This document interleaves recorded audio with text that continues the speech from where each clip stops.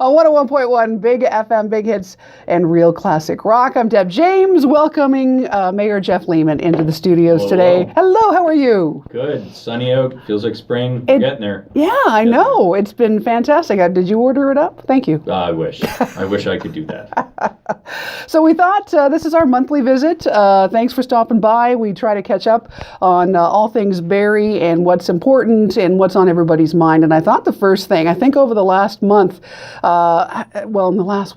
the last year, housing, and the prices are up 39%, 37% year over year, which is great if you're selling your house. Yeah, and who's making 39% more than they did last year? It's getting so hard to afford a house. 100%. That's the other side of it. That's the problem. I mean, somebody with a job or a normal job, or even if you're trying to make your ends meet in a family, it can be quite difficult. And trying to, put a mortgage together with those kind of numbers, $500,000, $600,000, $800,000 is really difficult. Yeah, for sure. So affordable housing, it's a big thing. People are talking about it, but I thought we'd talk about, the rentals as well, because that kind of goes along with it as well. So if I can't buy a house, I need to rent a house, or I need to rent an apartment.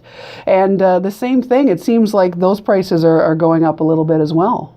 Yeah, one leads to the other, right?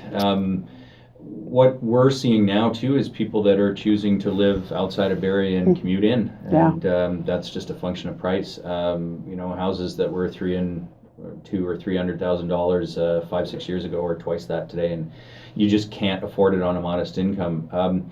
The city is trying to encourage more affordable housing types to be built. So medium density, if you drive down Yonge or Essa, you will see some of the apartments, townhouses and so forth that we are trying to have built in, or at least encouraged to be built, because the city doesn't build these, private developers do. But there's money to be made selling those now, because the price of those have gone up too, but they are a much more affordable form.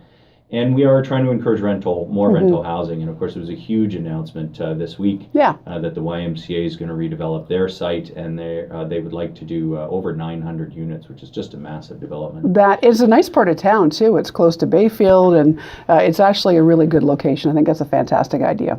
Yeah, it will certainly be a huge change for that area, but we are trying to try and get more rental housing around the city, and we've got a number of things that we try and do to encourage that. And people need different housing at different times in their life. That's the other thing. Seniors may want to move down, live in a more of a rental situation, or more of a medium or higher density situation, because they're closer to the things they need. They're closer to shops and services, or public transit, or whatever it is. Now, you one of the things you were talking about, actually, when you were running for mayor, was, before we go any further, we need to kind of take what we have here in Barrie and fill up those little holes. How are we doing with that? We must be pretty close to being full.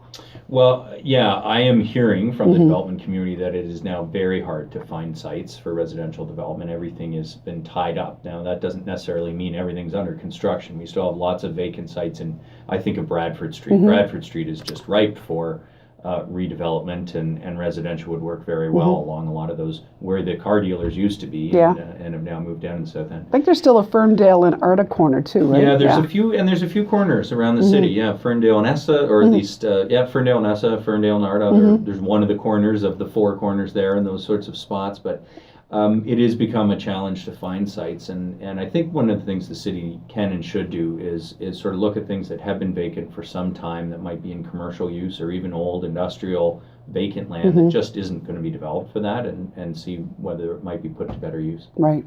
Well, let's move from, speaking actually of seniors, it's funny that just popped into my head, but I think a lot of older people would take taxis or Uber or transit to get around town. Lots of young people too, in downtown. Exactly, sure. But that's been quite a discussion over the last few weeks. Taxis in Barrie and Uber, and where we sit with the city of Barrie. So Council's just decided to make a pretty big change. What we've said is there needs to be a level playing field for everybody, so that Uber can operate legally in Barrie, the DD services can operate in the regulatory regime. But we really took away a lot of the bureaucracy, or the regulatory burden, I guess you'd call it, on the taxi industry, who were also saying, you make us pay all these fees and go through all these steps, and it makes it hard for us to compete.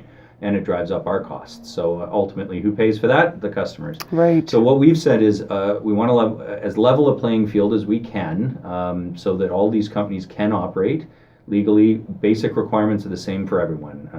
Criminal background check for drivers, driver's abstract in terms of their own safety record as drivers from MTO, and the vehicles will be inspected in safety there. But beyond that, it's up to the companies to set the prices for the service. And I think for seniors, for example, we use a taxi very regularly. They could now, because we're getting rid of the fare restrictions, they could now book a regular fare with their favorite driver at a regular price. And the cab companies can respond to the different demands just like Uber does as well.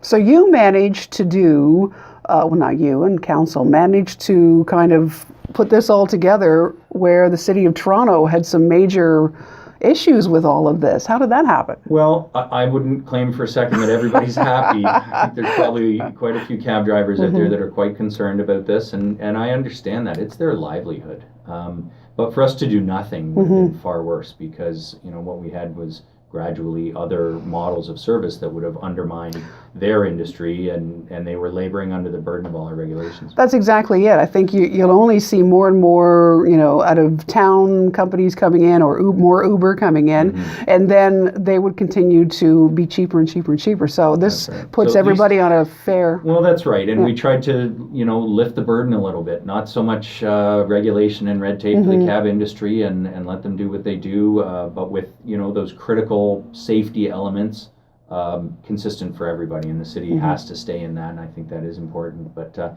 I think the technology is changing. We got great cab companies in Barrie too. Some of them have their own apps now that provide a service similar to Uber, and they told us in the meetings that the industry's changing, and we all need to change too. Okay. Well, thank you very much for stopping by. As usual, it's a pleasure. Thanks. So what we're going to do, we actually videotaped the session for today. So we're going to do a blog tomorrow, post this all tomorrow, and then people can take a look at it and listen to it at their leisure. I can see how terrible I look by the end of it. You look good. Thanks for having me on. Thanks, Mayor. Thanks.